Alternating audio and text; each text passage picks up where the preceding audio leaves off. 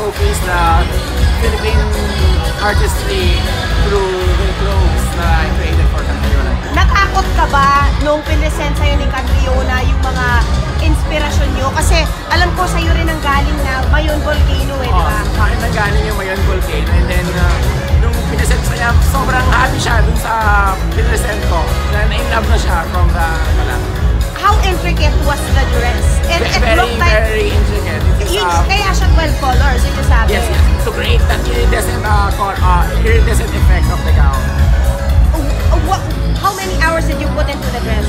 I haven't computed the actual hours for each gown, but it's a total of 2,700 for the 3 gowns that I created. And how much pride do you feel right now? We're very, very proud, of course. What will happen sa inyo ni Catriona now? And of course, congratulations sa'yo kasi alam kong very successful ka na pero mas magiging successful ka pa. Thoughts?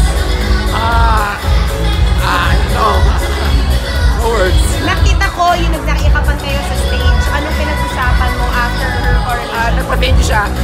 And parang we did it, parang gano'n. Ano pa mga damit ang i-create mo for Catriona? We are preparing for the homecoming and the Christmas tree lighting event. Isipan pa namin. Wow! And of course, ano yung gagawin mo for the homecoming and the Christmas tree lighting? Wala pa. I-discuss pa lang namin. Wow! But for the Christmas tree lighting, she wants something colorful. And for the homecoming, something Filipiniana or I don't know. How hard was your experience in doing this? How hard and fulfilling was it? The greatest challenge, it's about the sourcing of materials. It's very hard to source materials. Anong materials ba? The fabric and also the crystals.